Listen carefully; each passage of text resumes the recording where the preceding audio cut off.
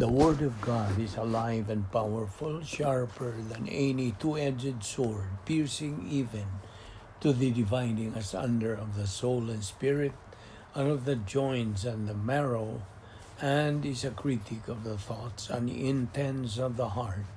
All Scripture is God-breathed and is profitable for doctrine, for reproof, for correction, for instruction in righteousness, that the man of God might be mature, thoroughly furnished unto all good works. Before we start our Bible study today, we have to use the principle of 1 John 1:9, the rebound technique. So it's presumed that you have done that, fellow believer. But for you unbeliever, it is faith alone in Christ alone. Acts 16:31 says, "Believe on the Lord Jesus Christ, and thou shalt be saved." Let us pray.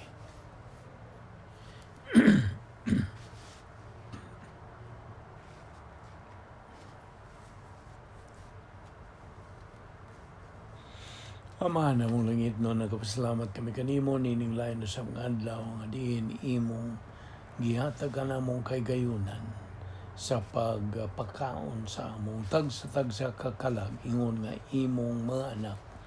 Salamat nining grasya nga among pagahimuslan og bisan dili kami takos, ikaw nagmatinumanon gayon sa imong mga saan.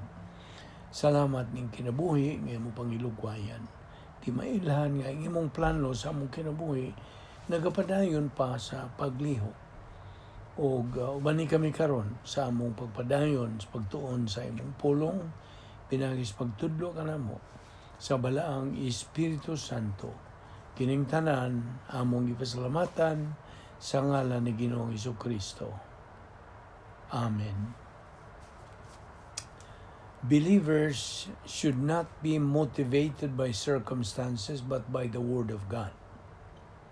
Na hinumduman nato nga ang Dios dili gyud maapektahan bisag unsang desisyon nga imo as tao sa iyang kinabuhi. God is never affected by any decision that man makes in life. Kaya ang Diyos siya. Hingpit siya. Ang iyang plano, hingpit. Now, si Ginoong Jesucristo mismo nagsulti, "If you love me, keep my words, my commandments." Now, kung atong gihigugma ang Dios, ato usab nga higugmaon ang iyang mga pulong. So, giingon diha sa English, the one is useless without the other. Actually, we don't not mean God is useless. It is His Word that becomes useless to our life if we do not know His Word. God's Word is the written Word. Sinulat kining pulong. Si Ginoong Jesucristo mao ang buhi nga pulong. They are one and the same. Usara na sila. Mo hinungdan, it is our attitude towards God's Word nga mao'y magadeterminar sa atong gugma alang sa Dios. Sa laing bahin, ang pagtuman sa balaod sa royal law, okay?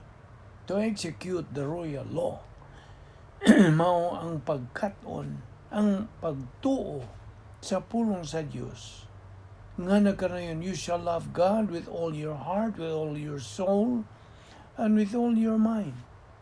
Ug kana mo na gingog the greatest commandment. Ug ang ikaduha is likened to this: "Love thy neighbor as thyself." Kining duha mo na gitawag nato og virtue love. Ang pagigugma nato sa Dios o sa atong silingan, sigkatao, bahin kini sa royal law. Now, inunduman nato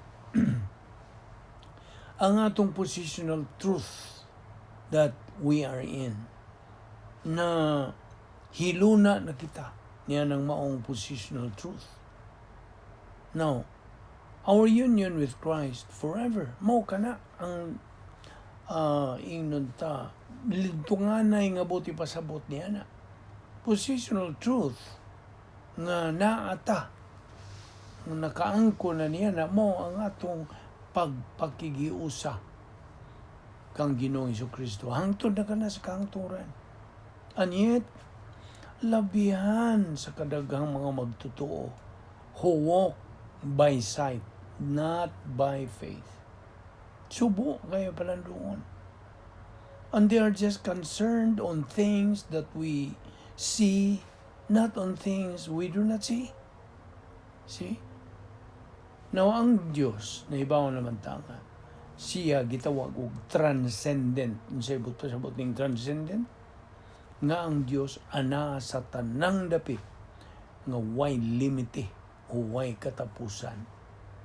Ang immanent, ang buti pasabot inis, ang Diyos is everywhere at all times. Bisa kanusa. Okay? Now, kinsa kadto ang nagalingkod sa tuong kamot samahan?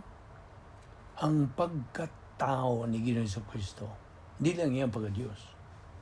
It is the humanity of the Lord Jesus Christ in hypostatic union na mo'y nagalingkod dito sa tuong kamot sa Diyos. All that the Lord Jesus Christ had accomplished while He was still on earth, He left them.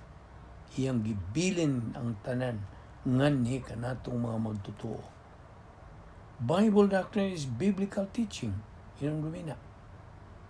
Apan, labihan sa kadaghan sa atong mga igsoong magtotoo who criticize doctrinal believers that they have bibliolatry, o nilang termino nga mga tungod kay sige lang tuog Bible study, sige lang tuon sa Biblia, o gitawag na nila bibliolatry, pagkaluoy. Salmo 110, versikulo 1, nagkanayon, sit down at my right hand. Ephesians 2:6, we have been resurrected with Christ and had us seated. Mo na positional truth. Ang pangutana, are you resurrected with Christ now? Kini rawa ang current positional truth. Are you seated with Christ at God's right hand? Retroactive positional truth. Now, seated sa Griegong pulong is in the present middle participle of seated on the thrones. Okay? Kung balikon, ang seated sa Griegong grammar is in the present middle participle of seated on thrones. Now, unsa man mga butang nga dili makita? Well, ihipro nini portfolio of invisible assets, protocol plan of God, the 10 problem-solving devices. Iba na baka una memorize na bagyan nimo, nasag-una ba nimo ang napulo ka mga pagis pagsulbad sa mga suliran? Ano sa man to? Rebound. Nya human ka mo rebound, you're filled with the Holy Spirit. Nya sunod, faith rest dwell. Nya grace orientation, doctrinal orientation, personal love for God the Father, impersonal love for all mankind, inner happiness or sharing the happiness of God, personal sense of destiny, and occupation with Christ. Mo kini ang napulo ka mga paagi sa pagsulbad sa atong mga suliran, etc. Ako lang inog etc. kay these are examples of the things that are not seen. Colossians 3:2, a believer either continues to set his mind on things above or on things below. Now, it's a matter of choice na pod. Kaya kinigong things below, on earth, din ni sa yuta. And things above, in heaven. So, ang mando, diyan sa maong versikulo is, set your mind Phroneo sa Grigong pulong. Ang sabot sa phroneo, meaning to keep on giving serious consideration. Una-una ang pag-ayo. Zeteo, keep seeking. And then, phroneo, keep on giving serious consideration. This is right priority. Now, kung wala tayo doktrina, ingon nga mga magtotoo, there is no true faith. Wala. Kaya nga naman. Naman sa Roma 10:17, ganun ka na yun, faith cometh by hearing, and hearing by the word of God. Now, you see, ang major issue sa kinabuhing Kristohanon, mao ang atong kabubuton, volition, the big V, atong itawag ka na. Every believer needs vitamin K. Muna giingon sa akong higala nga pastor, vitamin K, meaning knowledge of Bible doctrine. Knowledge. For we walk by faith, not by sight. 2 Corinthians 5:7. Now, the validity of faith depends on the object of faith. The object of faith in salvation, kinsa? Si Ginoong Jesucristo lamang. Because the question is asked, after salvation, what? Kanunay yun na itong ipangutana. Human ka maluwas o sa sunod ni mong buhaton. What needs to be done after a person is saved? Well, right after yun, right answer to this question is 2 Peter 3:18. But grow in grace and in the knowledge of our Lord and Savior, the Lord Jesus Christ. That is looking to look with serious consideration. Skopeo. So that is looking with serious consideration at the things which are not seen, eternal. Now, muna nga, murag dako yung trahedya that most pastors of today just emphasize positive thinking to their congregations, not the negative ones. Ehemplo, di sila mahisgot ang mga suliran, mga kalisdanan, mga pagsulay, tribulations, difficulties, dili. Now, Apostol Pablo, emphasized that these problems, these difficulties, tribulations, etc., are the ones that can strengthen a believer's Christian way of life. Kasabot ka? Mao ni makadasig o makapalig-on. In fact, doctrine emphasizes that believers should consider problems, difficulties, tribulations as their friends. Nagkadungog ka? Ngayon na kining dawaton nga mga higala. Dili ni kaaway. So you have to love problems, sufferings, because in heaven there are no more problems. So, wala na. Wala na yung mga pag-antos, wala na yung paghilak, wala na yung mga kagulanan, wala na yung mga luha, wala na ganing kamatayon. Mauna, kung na kayo masuliran ka nung panahon, nadawata na.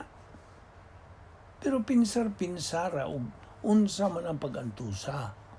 Disiplina ba? O panalangin ba? Now, it's presumed na ikaw nga magtotoo nagatubo na gyud. Or maybe you are now a spiritually mature believer nga.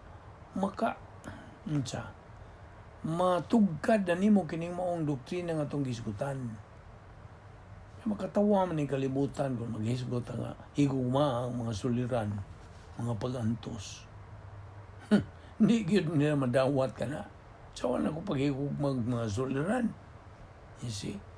Apanat sa pulong sa Diyos, klaro kayo. Gihatagan yung impasiya ni Apostol Pablo. Kining mga suliran, mga kalisdanan, mga pagsulay, mga gumunhap sa kinabuhi are the ones that can strengthen our Christian way of life. No na, subo yun lagi palandungo na. Labihas kadagang mga pastor nga, dili nila mo hisigot ang mga suliran. Puro sa yun mga positive thinking. Dili itong mga negatibo nga mga butang. You see? Now, Colossians 3:1 again. Keep seeking the things above, not the things here below. Hebrews 11:1. Hisugot man tag pagtuo, pagtuo, unon kini atong pagtuo sa Dios ug sa iyang pulong. Faith is being sure of what we hope for, uncertain of what we do not see. Mao kanang Hebrews 11:1.